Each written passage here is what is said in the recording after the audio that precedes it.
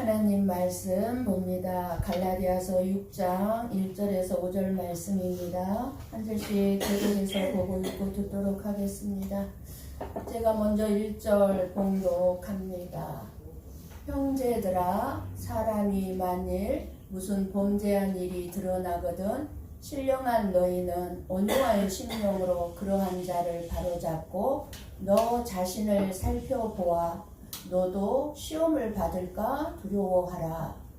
너희가 짐을 서로 져라. 그리하여 그리스도의 몸을 감당하라. 만일 누가 아무것도 되지 못하고 된 줄로 생각하면 스스로 속임이라. 각각 자기의 일을 살피라. 그리하면 자랑할 것이 자기에게 있어서도 남에게는 있지 아니하리니. 함께 봅니다. 각각 자기의 짐을 질 것이라. 아멘. 아멘. 저와 여러분이 신앙 생활을 하다 보면 하나님께서 우리 삶에 이해되지 않고 또 하고 싶지도 않은 일들을 하라고 하실 때가 너무나 많이 있습니다. 내가 이해되지 않고 하고 싶지 않아도 순종해야 할 영적인 부분을 가르쳐 주기 위해서입니다.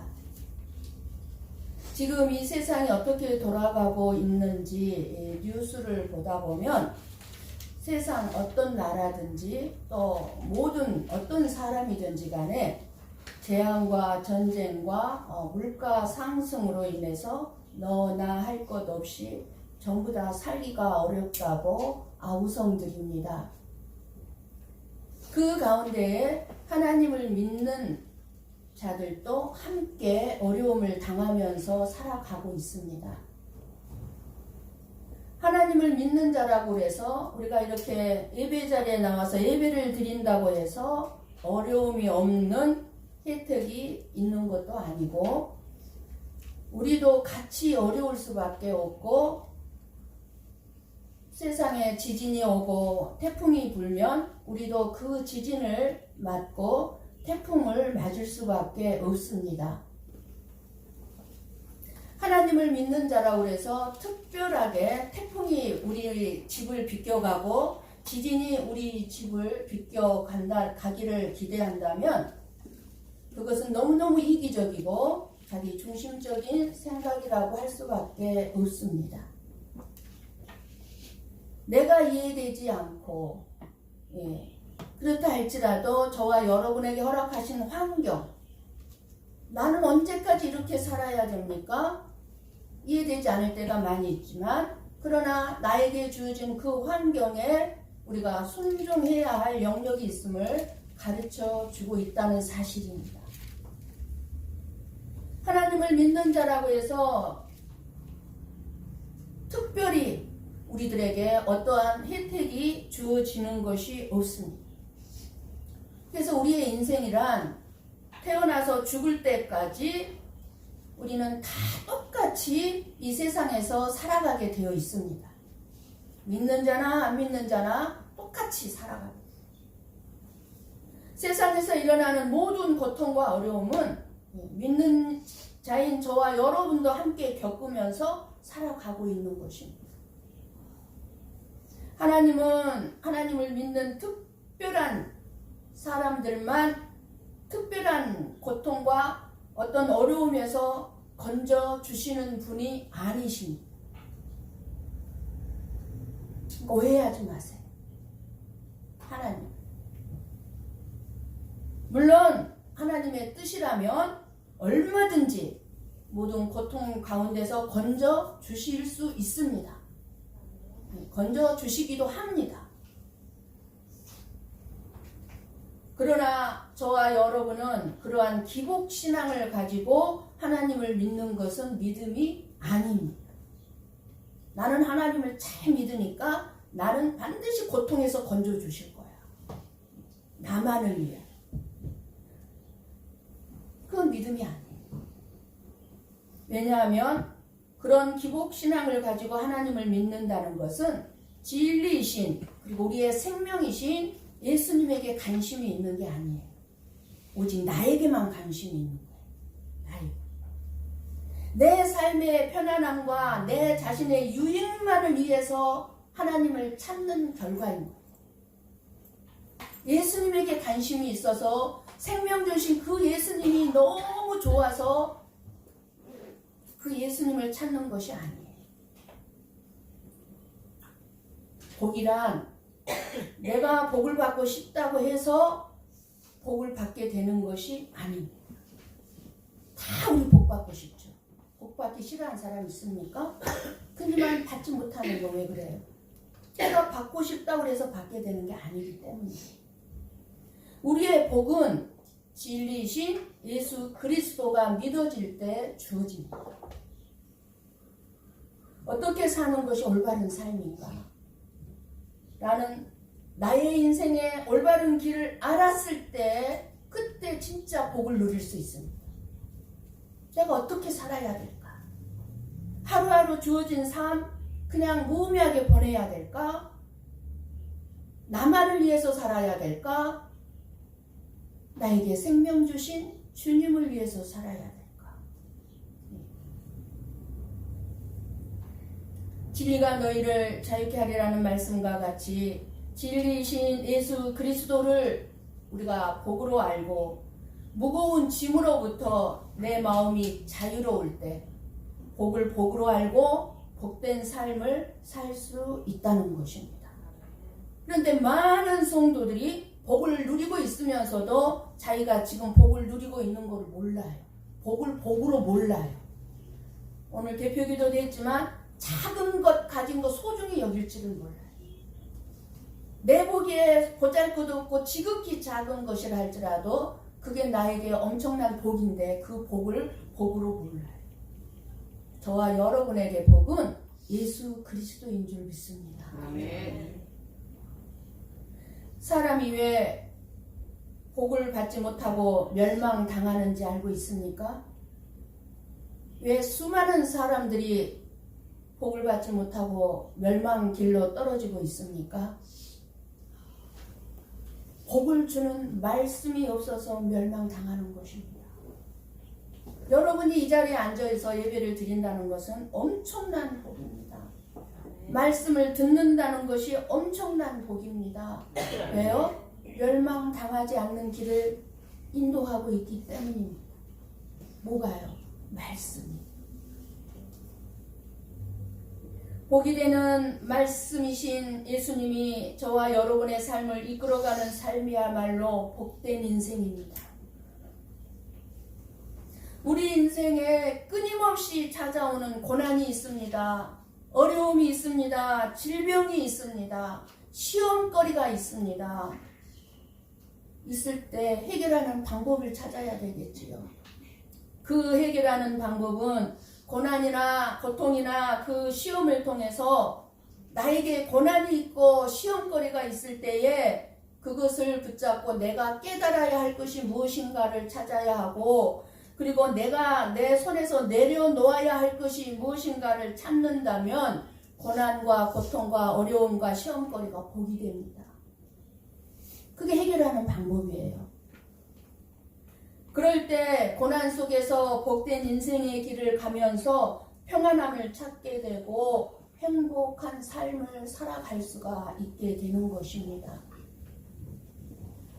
우리가 믿는 자라 할지라도 육체 그대로의 온갖 육체의 소욕을 가지고 살고 있기 때문에 우리들은 하나님을 안 믿는 자들이나 전혀 다를 바가 없이 지금 살아가고 있는 건 사실입니다.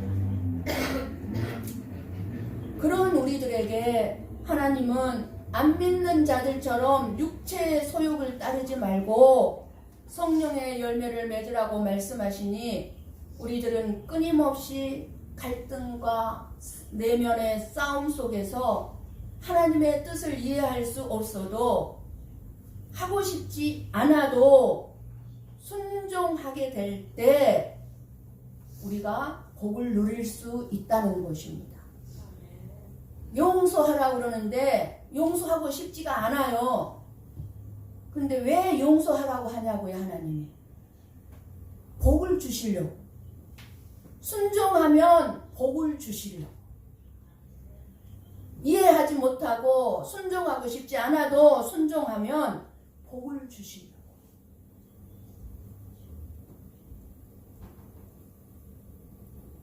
갈라디아서에서 율법과 믿음에 대해서 말씀하시면서 율법이 주장하는 우리의 의, 인간의 의가 아니고 오직 예수 그리스도를 믿는 그 믿음이 의라고 5장까지 구절제 계속 반복해서 율법의 의와 우리의 의, 그리고 예수를 믿는 그 믿음의 의에 대해서 설명하면서 우리가 육체의 소욕과 성령의 열매를 알았다면 이제 너희들의 삶의 모습에서 어떤 모습들이 나타나야 하는가 보라는 것이 6장의 말씀입니다. 오늘 본문의 말씀입니다. 너희들이 지금까지 하나님의 말씀을 듣고 육체의 소욕을 들었고 성령의 열매를 들었고 알았고 깨달았다면 이제 너희들의 삶의 모습을 한번 비춰봐라. 1절을 좀 읽어주세요. 1절에 먼저 뭐라고 말씀합니까? 너 자신을 살펴보아 말씀해주고 있습니다. 하나님 앞에는 의인이 없습니다. 의인이 없다는 말은 어느 누구도 다른 사람의 죄에 대해서 정죄하거나 바로 잡아줄 자격이 없다는 것입니다. 비판하고 판단할 자격이 없다는 것입니다. 손가락질할 자격이 없다는 것입니다. 어느 누구도. 그런데 신령한 너희란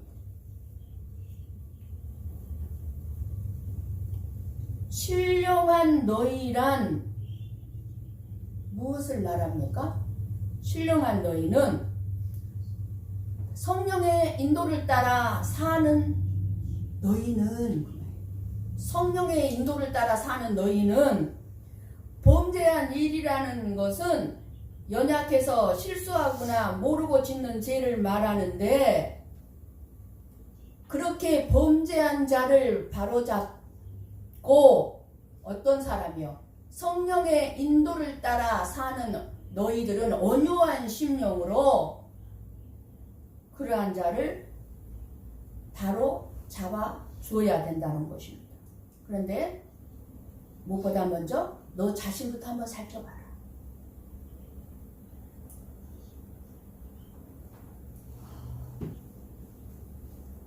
너도 그와 같이 범죄하지 않도록 살펴보고 바로 잡아주라는 것입니다.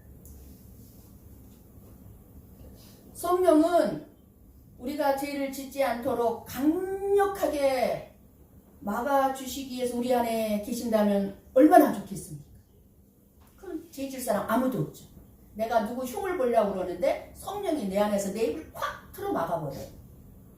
그래주면 얼마나 좋겠습니까? 그런데 강력하게 죄를 막아주시는 예수 우리 안에 계신 것이 아니라 범죄를 하며 살고 있는 저와 여러분이 예수 그리스도의 은혜가 얼마나 놀라운 복인지 깨닫게 합니다.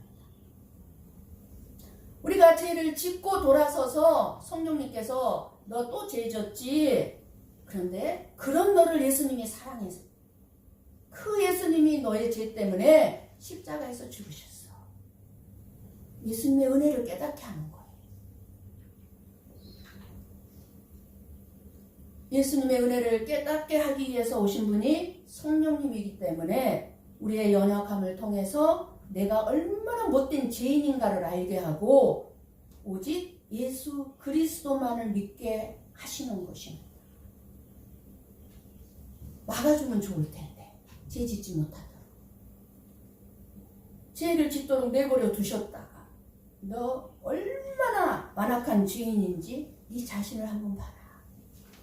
절망하게 하죠. 그리고 예수님만을 믿게 하죠. 그래서 우리는 성령이 내 안에 계셔도 연약함으로 인하여 실수도 하고 시험에 들기도 합니다. 그러니 그런 사람들을 판단하지 말고 온유한 심령으로 바로 잡아주라는 거예요. 너도 똑같은데 정죄하고 판단하지 말고 우리 가운데 누군가가 실수하고 범죄한 일들이 드러났습니다. 그러면 여러분은 나는 저 사람하고 달라. 나는 저렇게 말하지 않아. 나는 저렇게 행동하지 않아. 나는 달라. 그러면서 함부로 정죄하고 판단하고 험담할 것입니까? 아니거든요. 똑같아요. 아니면 나는 저 사람하고 다를 것이 없다고 인정하시고 똑같다고 인정하시고 저 사람의 허물과 실수 곧 그 사람이 잘못한 것들이 범죄한 것이 나의 실수고 내가 짓던 죄와 똑같다고 생각하고 그 짐을 함께 나누어 지려고 할 것입니까? 나도 저 사람하고 실수하고 잘못할 수 있다고 생각하면서 성령의 인도를 따라 사는 믿는 자답게 온유한 심령으로 교회 안에 일어나는 여러 가지 범죄와 실수를 바로 잡아 주어야 한다는 것입니다. 우리가 먼저 신령한 사람이 될 때에 우리 주변에 잘못되는 사람들을 바로 잡아줄 수 있습니다. 그래서 교회 안에는 곡식과 가라지가 같이 있습니다. 그렇다고 우리가 다 알곡과 가라지를 구분할 필요가 없기 때문에 구분할 몫은 저와 여러분의 몫이 아닙니다. 오직 누가 알곡이고 누가 가라지인지는 하나님만이 아십니다. 그래서 내가 알곡이면 알곡으로 살면 되는 것이지 다른 사람이 가라지라고 해서 그 가라지를 갈라내서는 안 된다는 것입니다. 그래서 2절에 말씀합니다. 같이 봅니다. 너희가 짐을 서로 지라. 그리하여 그리스도의 법을 성취하라. 아멘. 서로의 허물이나 실수, 범죄를 정죄하고 비판하기보다 서로의 연약함을 채워주고자 하는 마음으로 짐을 서로 자기가 지려고 한다면 그리스도의 법을 이루게 된다고 말씀합니다. 짐은 스스로 우리의 범죄와 고난, 연약함, 실수, 시험 등을 의미한다. 여기서 말씀하는 짐은 쉽게 말하면 죄의 짐이에요. 우리 모두의 인생은 누구에게나 쉽지 않은 각자 짊어져야 할 짐이 있습니다. 인생의 짐이 있어요. 죄의 짐이 있어요. 그렇기 때문에 우리에게 서로의 짐을 나누라고 말씀하십니다. 나누어 지라고. 그러나 우리는 아무리 돌아보아도 나의 짐을 대신 져줄 사람은 없습니다. 쉽게 판단하고 정죄하고 손가락질 할지언정 짐을 대신 져주려고 하지는 않아요. 그런데 예수님은 우리의 허물과 연약함과 부족, 범죄 이런 모든 것들을 지적하지 아니하시고 정죄하시려고 오신 것이 아니라 우리의 그 무거운 짐을 대신 져주시기 위해서 오셨습니다. 내가 너무 이 짐이 무거워서 살아가기가 힘든데 예수님이 오셔서 대신 져주셨기 때문에 지금 우리가 이 자리에 있는 거예요. 그래서 예수님께서 말씀하셨습니다. 마태복음 11장 28절 말씀 봅니다. 같이 봅니다. 수고하고 무거운 짐진 자들아 다 내게로 오라. 내가 너희를 쉬게 하리라. 아멘. 우리들이 지고 있는 이 무거운 짐을 벗겨주시고 대신 내 짐을 짊어주신 분은 예수님밖에 없습니다. 우리의 모든 허물, 실수, 죄악들, 연약함들을 예수님께서 십자가에서 대신 다 담당하시고 죽으셨습니다. 그런데 우리의 수고하고 무거운 짐을 담당해 주신 예수님께서는 예수님의 몸인 교회와 그 몸의 지체인 저와 여러분들에게 너희도 서로 짐을 지라고 말씀합니다. 내가 너희들의 모든 짐을 짊어졌지. 그런데 너희도 서로 짐을 좀 져주라는 거예요. 그래서 그리스도의 법을 성취하라고 말씀합니다. 그리스도의 법이 무엇입니까? 사랑과 섬김입니다. 사랑과 섬김이 그리스도의 법이에요. 그러니까 하나님을 사랑하고 내 이웃을 내 몸과 같이 사랑하라는 것이 사랑의 법이 그리스도의 법이에요. 그러니 그리스도의 법을 이루는 것은 뭐예요? 나를 도와주는 사람 찾지 말고 내가 도울 수 있는 사람을 찾아가서 짐을 져주는 것이에요. 여러분은 누군가가 나를 도와주고 나에게 도움이 될 만한 사람을 찾습니까? 아니면 내가 도와줘야 되겠고 내 힘이 필요한 사람을 찾습니까?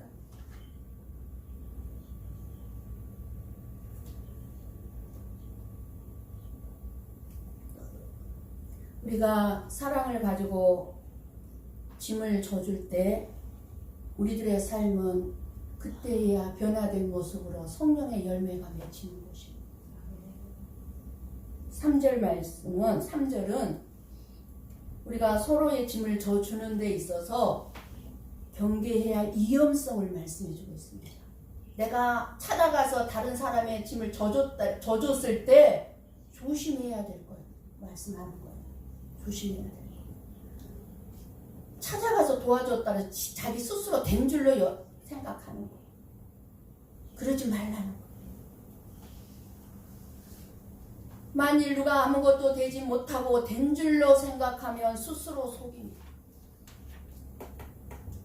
다른 사람의 실수나 범죄를 바라보며 우월감을 느끼거나 나는 저 사람과 달라 그런 마음은 예수 그리스도 안에서 스스로 속고 있다 그 말이에요. 속고 있다. 절대로는 나는 너와 달라 이런 마음 자체가 내가 나한테 속고 있다는 걸 알아야 돼.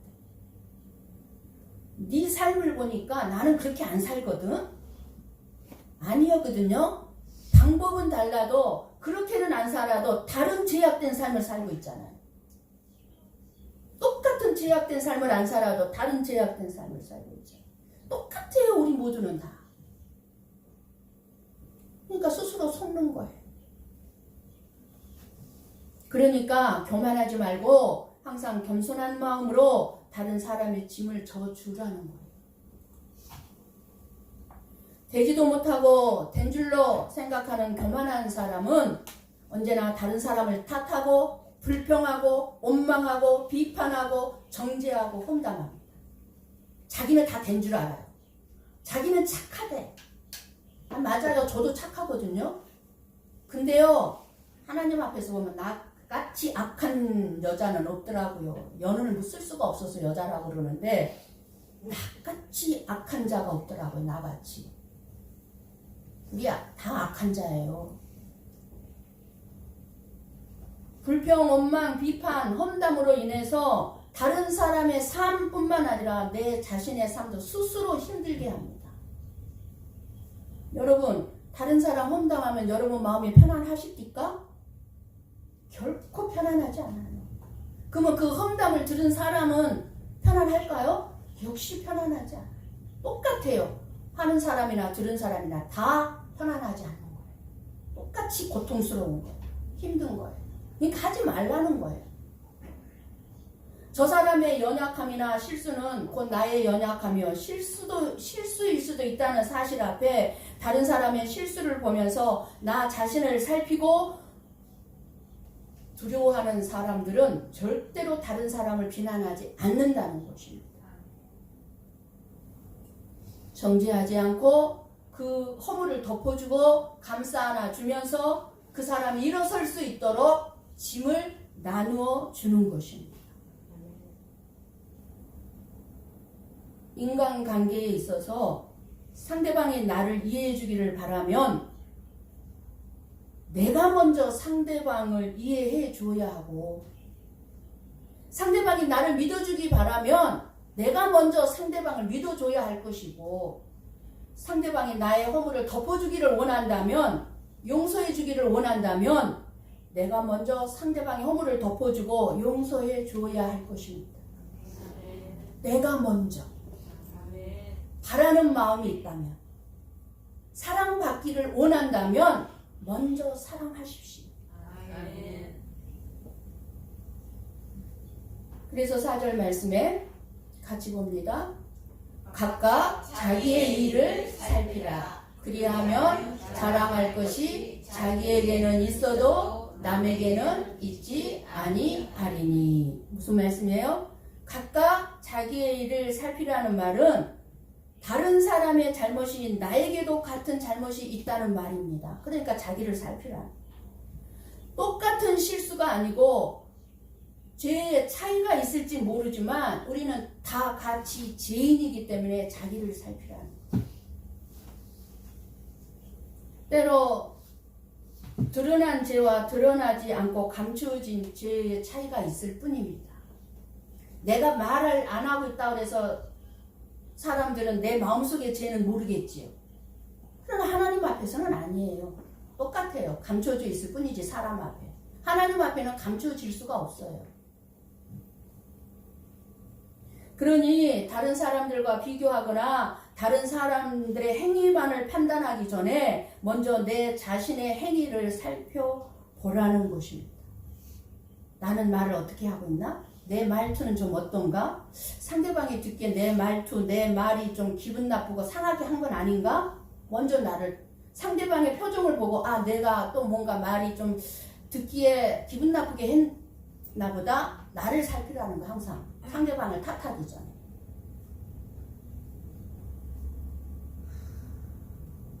짐이라는 단어가 2번 나오죠. 오늘 본문에 2절에 짐과 5절의 짐은 언어상으로는 서로 다른 단어라고 합니다. 2절의 짐은 서로가 너희가 짐을 서로 지라 그랬잖아요. 그러니까 내 혼자 해결할 수 없는 너무너무 무거운 짐을 말해요. 내가 짊어지고 가기엔 힘겨운 인생을 말하는 거예요. 무거운 짐. 그 무거운 짐을 말하고 혼자서 해결할 수 없는 짐을. 5절의 짐은 5절을 열어주세요. 혼자서 얼마든지 해결할 수 있는 작은 짐을 말합니다. 그러니까 각각 자기 짐을 질 것이다. 내가 해결할 수 있는 짐은 네가 알아서 져라. 각 사람이 감당해야 할 자기 짐이 있다는 말은 우리가 하나님 앞에서 나 혼자의 힘으로 책임져야 할 부분이 있다는 거예요. 내가 책임져야 할 부분이 있다는 거예요. 내가. 다른 사람한테 미룰 수 없는. 짐은 서로 나눌 수 있는 짐도 있지만 각자가 반드시 하나님 앞에서 스스로 지고 나아가야 할 짐도 있다는 것입니다. 저와 여러분이 교회에 나오게 된 것이 중요한 것이 아닙니다. 참된 믿음은 종교적인 행위를 보고 판단하는 것이 아니라 사랑으로, 그 사랑으로 행하는 것. 뭐예요? 서로의 짐을 나누어 지고 있는가를 보고 판단하는 것입니다. 예수님의 사랑을 받은 자답게 다른 사람의 연약함과 실수와 죄의 짐을 나눠지는 것입니다. 그것이 사랑이기 때문입니다. 이게 그리스도의 법을 성취하는 거예요. 그러나 실수하고 잘못한 자에게 부담을 주지 않기 위해서 할 말을 하지 않고 바로 잡아 주어야 할 것을 그냥 지나가 버리는 것은 사랑이 아닙니다. 예수 그리스도를 믿는 자들은 나 자신을 위하여 사는 자들이 아닙니다. 자기를 위하여 살지 않는다는 것은 사업도 직장도 그만두고 학교도 그만두고 가정도 필요 없다는 뜻이 아니라는 것을 여러분은 너무너무 잘 아실 것입니다. 더 성실하게, 더 최선을 다해서 해야 되죠. 자기를 위해서 사는 삶이 아니라 할지라도 더 직장 생활이나 더 가정이나 그 어디에서든지 더 성실하게 살아야 되죠. 자기를 위하여 살지 않는다는 것은 내가 살아가는 모든 조건과 환경들이 나의 육신을 위하여 주어진 것이 아니라 하나님의 뜻을 나타내기 위해서 주어진 것임을 알고 그것은 내 삶의 목적, 내 삶의 방향으로 삼고 살아가는 것입니다. 이것이 자기를 위해서 살지 않아요. 예수님이 이 세상에 오셔서 하시는 일은 우리를 위해서가 아니에요. 우리는 쉽게 그냥 예수님 우리를 위하여 오셔서 우리를 위하여 십자가에서 죽으시고 이렇게 고백하고 기도합니다. 틀린 말은 아니에요. 그러나 진짜 예수님은 저와 여러분을 위해서 오신 게 아니라 하나님의 뜻을 이루기 위해서 오셨습니다. 하나님의 뜻이 뭐였는데요? 저와 여러분을 구원하는 거였어요. 사랑하는 거예요. 그 아버지의 뜻을 이루기 위해서 오셨어요. 그래서 그 말씀을 삶으로 드러낸 것입니다. 예수님 자신의 이 땅에 오셔서 삶으로 드러낸 거예요. 그러면 저와 여러분도 말씀으로 그리스도의 법을 성취해야 하는 것입니다.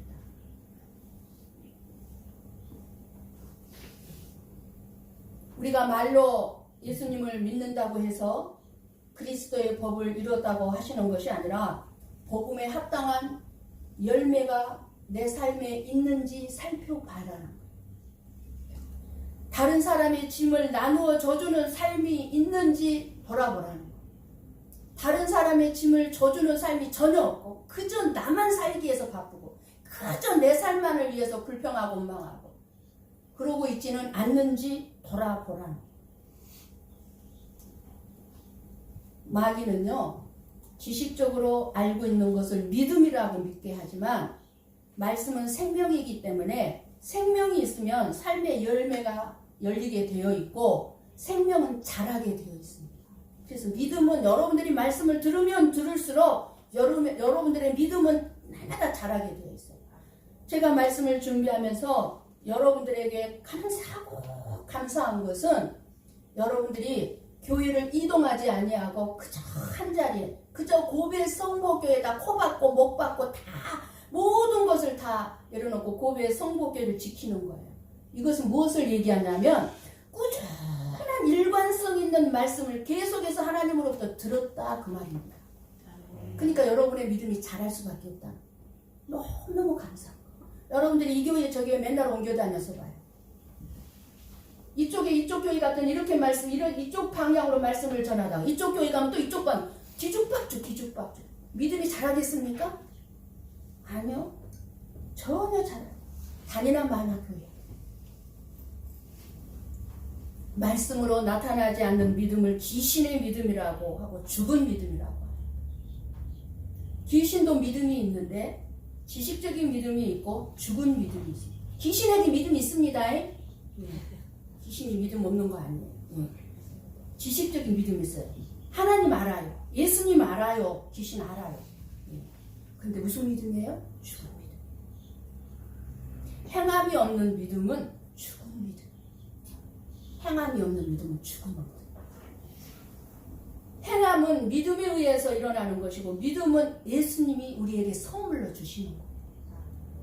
그러니까 예수님을 믿는다는 것은 그 믿음이 나에게 행함으로 드러나게 하는 거예요. 내가 예수님을 믿어. 나는 예수님 믿어요. 그러면 그 믿음이 내 행함이 나타나냐. 내 행함 속에 열매가 있냐고. 짐을 서로 나누어지는.